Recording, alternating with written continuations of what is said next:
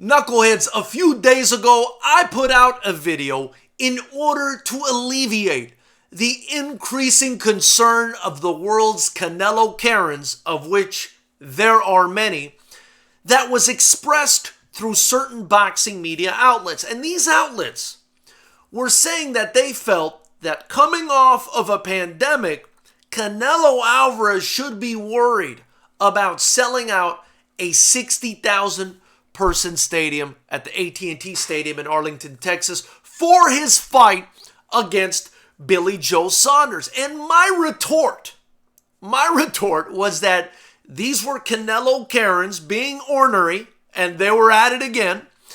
And I presented everybody with certain factors that I thought would guarantee the sale of the 60,000 seats, right? Among them, I said that Texas is a southern state that's wide open. Canelo Alvarez is Mexican and the biggest star in all of boxing and the number one pound-for-pound fighter in all of boxing. And Texas has a massive Mexican-American population that I felt confident could not only sell those 60,000 seats on their own, but 80 or even 100,000 seats. I wouldn't be surprised at all. One more thing that I'd like to proffer for you guys today that I missed out on in that video is the fact that I believe fans, especially of combat sports, have been feeling the separation anxiety from live events.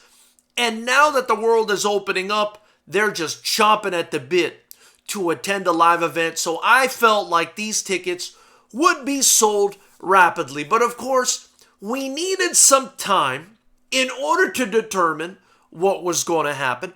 And I'm proud to say that I believe that I was spot on this one. Now, what do I mean? Well, it looks like just yesterday it was reported that in 1 day of pre-sale, in 1 day, Canelo Alvarez sold 20,000 tickets.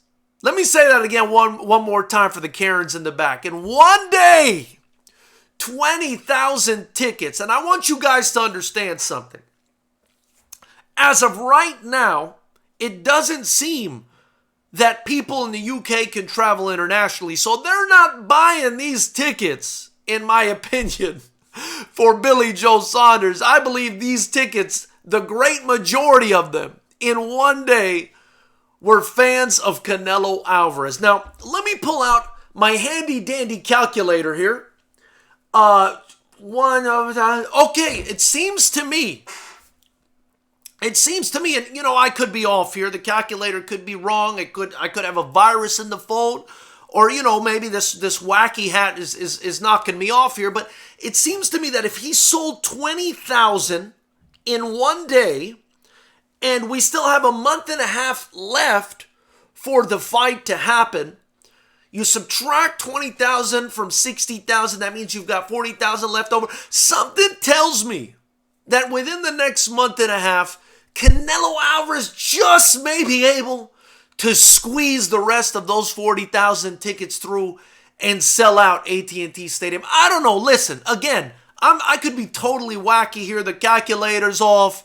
This hat on my head is probably, tin foil. Who knows what's going on? But I'm pretty confident that Canelo Alvarez just might be able to squeeze out 60,000 seats at AT&T Stadium. That being said, I wanted to add one more thing for the Canelo Karen Nation, who, was joined ever so slightly by Terrence Crawford within the past 24 to 48 hours, who came out and said that he believed that Canelo Alvarez was shying away from black fighters. That, for me, that statement needs to be taken with a grain of salt. Look, Canelo Alvarez's resume has got the likes of Floyd Mayweather on it, Miguel Cotto, Danny Jacobs, Callum Smith, Triple G, Sergey Kovalev.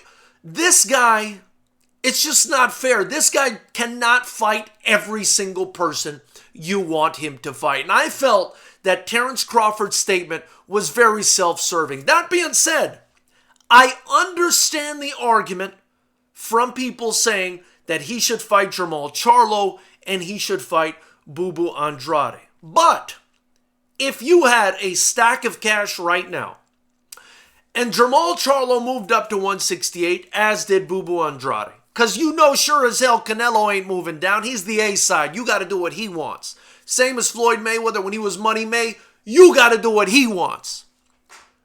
So if Charlo moved up to 168 tomorrow and fought Canelo, or Boo Boo Andrade moved up to 168 tomorrow and fought Canelo, who would you put your money on? Listen, I got to disagree with Terrence Crawford.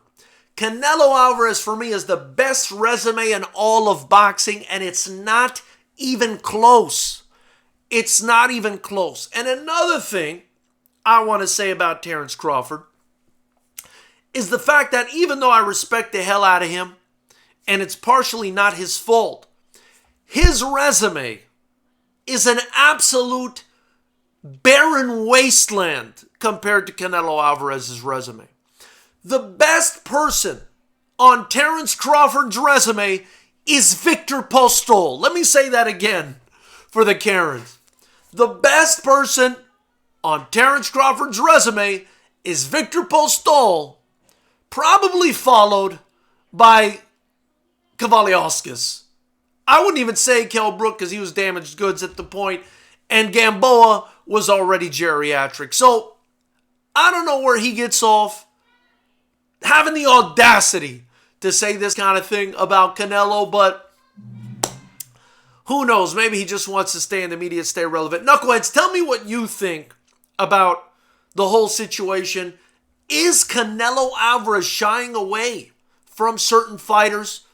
Or do you think, like me, that he just can't spread himself so thin as to fight every single human being on the planet? Okay, and I will say before I end this video that I think Jermall Charlo is a fantastic fighter. And if he did move up to 168, get acclimated, get a couple fights under his belt, I do think he'd be a threat. But right now, there's no way for me that him or Andrade beat Canelo Alvarez. I would also put Canelo Alvarez over David Benavidez. Leave your comments in the section below. Hit the like button after you do that. And after you do that, subscribe. Hit the bell notification icon next to it. And join. Hit the join button. For just $5 a month, you help me continue to build this channel. You get access to our free fights, our monthly members-only meetings at the first of every month, and discounts to FightersRep merchandise in the link below. By purchasing that, you help me build this channel and build this promotion. Finally, big shout out to our sponsor, official sponsor, Nueva Real Estate. Follow them on Instagram at Nueva Real Estate. For all your California real estate needs, let them know the FightersRep sent you. And follow me if you'd like on Instagram at FightersRep. Knuckleheads, I look forward to hearing what you have to say about this one. We'll talk soon.